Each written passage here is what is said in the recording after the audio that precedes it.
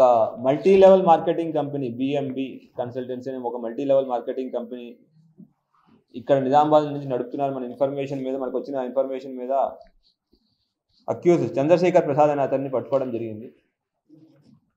ఇది మామూలు మిగతా మల్టీ లెవెల్ మార్కెటింగ్ లానే మాకు ఇన్వెస్ట్మెంట్ చేయండి, ఇంకా జనాలను యాడ్ చేయండి, మీకు డబ్బులు వస్తాయని చెప్తూ ఉంటారు. అండ్ వాళ్ళు ఏదో ఒక వెబ్ పేజ్లో మీకు చూపిస్తూ ఉంటారు, మీకు మీ అకౌంట్లో ఇంత డబ్బులు ఉన్నాయి అని చెప్తూ ఉంటారు. కానీ విత్డ్రా చేసే సిచ్యువేషన్కి డబ్బులు ఉండవు, విత్డ్రా చేయలేరు. సో ఇటువంటి మల్టీ లెవెల్ మార్కెటింగ్ ఏంటి అంటే మిగతా వాళ్ళని యాడ్ చేయండి, ఇంకా నలుగురిని యాడ్ చేయండి, మీరు నలుగురు యాడ్ చేయండి, వాళ్ళు నలుగురు యాడ్ చేస్తే మీకు డబ్బులు ఎక్కువ వస్తాయని చెప్పి జనాల్ని ప్రలోభ పెడతారు.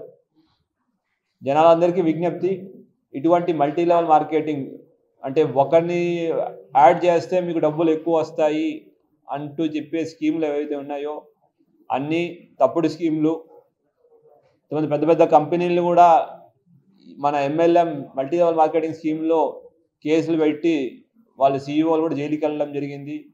ఈ స్కీమ్లు ఎట్లా ఉంటుంది అంటే బాటమ్ పిరమిడ్ ఏదైతే ఉందో ఎప్పుడు మోసపోయే వాళ్ళు ఎక్కువ ఉంటారు, మోసపోయేది పేదవాళ్ళు, మీకు డబ్బులు ఎక్కువ వస్తాయి అని ఆశ చూపిస్తూ ఉంటారు. వాళ్ళ శేఖర్ దాంట్లో ఈ బిఎంబి కన్సల్టెన్సీ ఏదైతే ఉందో చెప్పడం ఇంగ్లాండ్ నుంచి నడుపుతున్నారని మనకున్న ప్రాథమిక సమాచారం. దాని గురించి ఇంకా మనం డీప్గా వెళ్ళాలి. అయితే ఇక్కడ నిజామాబాద్లోనే అతను ఒక 22 మందిని ప్రత్యక్షంగా ఈ మల్టీ లెవెల్ మార్కెటింగ్లో సభ్యులుగా చేర్పించాడు. అది కాకుండా ఇండైరెక్ట్గా పరోక్షంగా ఒక 750 మందిని దీంట్లో మెంబర్స్ అంటే వాళ్ళ ద్వారా ఇంకా మిగతా వాళ్ళ 750 మందిని జాయిన్ చేయడం జరిగింది. సో విత్ ఇన్ దిస్ మనకు తెలియకుండానే ఇక్కడ ఒక 777 మంది దాకా మనం దీంట్లో ఈ స్కీమ్లో భాగస్వాములు అయ్యారు. సుమారు ₹1 కోటి పైనే వాళ్ళు దీంట్లో డబ్బులు పెట్టడం జరిగింది. బట్ ఆ డబ్బులు ఓన్లీ మీకు ఆ స్క్రీన్లో కనపడతా ఉంటే విత్డ్రా చేసుకోలేరు. సో ఇంతమంది మనం మోసపోయారు. ఇంకా నిజామాబాద్ కాకుండా మిగతా చోట్ల కూడా దీంట్లో చాలామంది ఉంటారు, ఇన్వాల్వ్ అయి ఉంటారు.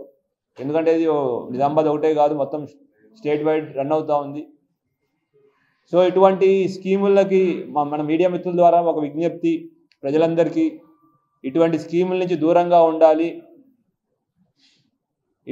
ఇట్లాగా మీకు రాత్రే డబ్బులు ఇస్తాము, లేదంటే అసలు నమ్మే సఖ్యం కానీ రిటర్న్స్ ఇస్తాము అని చెప్పేవి వేటిని నమ్మకూడదు. వాటి ద్వారా జనాలు మోసపోవడం తప్ప ఎటువంటి ఉపయోగం కానీ ఎటువంటి నిజము ఉండదు. సో ప్రజలందరికీ మళ్ళీ విజ్ఞప్తి, ఇటువంటి స్కీమ్స్ దూరంగా ఉండండి. ఇటువంటి ఇన్ఫర్మేషన్ వస్తే ఇమీడియట్గా పోలీస్ వారికి ఇవ్వండి. దాని ద్వారా మీరు మిగతా ప్రజలు, అమాయకమైన ప్రజలు మోసపోకుండా కాపాడిన వాళ్ళు అవుతారు. రెగ్యులర్గా మనం డ్రైవ్స్ చేస్తూనే ఉన్నాం, ట్రాఫిక్ పోలీసులు, అయినప్పటికీ సైలెన్సర్స్ వస్తూనే ఉన్నాయి. ఈ సైలెన్సర్స్ వాడడం వల్ల శబ్ద కాలుష్యంతో పాటు చుట్టుపక్కల ఉన్న వాళ్ళకి ఆరోగ్యరీత్యా కూడా చాలా ఎఫెక్ట్ పడుతుంది. ఆ విషయంలో భాగంగా నిన్న మన ఆఫీసర్స్ వెహికల్ చెకింగ్లో చేస్తుంటే సైలెన్సర్స్ దొరికితే దాన్ని ముందు తీసుకువెళ్ళారు. ఎక్కడ కొంటున్నారు, ఎక్కడ అమ్ముతున్నారు అనే వాటిలో. అయితే ఈ Lakshmi Narasimha automobiles and consultant యజమాని దగ్గర అక్కడికి వెళ్ళి వెరిఫై చేస్తే టోటల్ 8 కొత్త సైలెన్సర్లు, 11 సెకండ్ హ్యాండ్ సైలెన్సర్లు, అది కాకుండా మళ్ళీ శివశంకర్ ఆటోమొబైల్స్లో 11 సెకండ్ హ్యాండ్ నిషేధిత సైలెన్సర్స్ దొరికినాయి.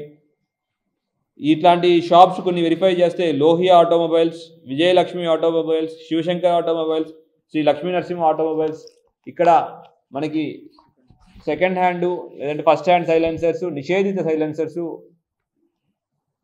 అమ్ముతున్నారు. ఎటువంటి అమ్మడం, సెట్ చేయడం అన్నీ చేస్తున్నారు. ఎంవి యాక్ట్ ప్రకారం వెహికల్లో ఎటువంటి చేంజెస్ చేయాలనుకున్నా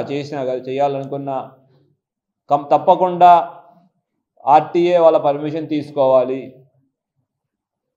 కానీ వీళ్ళు ఇటువంటి సైలెన్సర్స్ పెట్టుకొని ముఖ్యంగా ర్యాలీలు కానీ పండగలు కానీ ఆ టైంలో ఈ సైలెన్సర్ పెట్టుకుని జనాల్ని ఇబ్బంది పెడుతున్నారు. సో ఎవరెవరైతే ఇటువంటి సైలెన్సర్స్ అమ్ముతున్నారో వాళ్ళ మీద కూడా ఇప్పటి నుంచి కేసులు చేయడం జరుగుతూ ఉంది. అండ్ సైలెన్సర్స్ని ఏవైతే సౌండ్ లిమిట్ ఉంటుంది మనకి ప్రతిదానికి ఎంబీ యాక్ట్ ప్రకారం ప్రతి వెహికల్కి ఆ వితిన్ లిమిట్లోనే ఆ వెహికల్ ఎగ్జాస్ట్ సిస్టమ్ పనిచేయాలి. అట్లా కాకుండా ఇల్లీగల్గా ఏమైనా చేంజెస్ చేస్తే ఎవరైతే కంపెనీ ఏవైతే ఉన్నాయో ఏవైతే అమ్ముతున్నాయో ఎవరైతే ఫిట్ చేస్తున్నారో వాళ్ళ మీద కూడా కేసులు పెట్టడం జరుగుతుంది. సో మన మీడియా మిత్రుల ద్వారా అందరికీ విజ్ఞప్తి, ఎవరైనా ఇటువంటి చేస్తున్నా ఎవరైనా వెహికల్లో మోడిఫికేషన్ చేయాలన్నా పర్మిషన్ తీసుకుని పద్ధతి ప్రకారంగా చేయాల్సిన కోరుకుంటున్నాం. చరిత్ర సృష్టించినోడు ఇప్పుడు ఆ చరిత్రని తిరగరాయబోతున్నాడు. అబద్ధాల గోడల్ని బద్దలు కొట్టి నిజాలను రాగా మీ ముందుంచబోతున్నాడు. నిజమైన వార్తల కోసం వెంటనే డౌన్లోడ్ చేసుకోండి రా యాప్ని.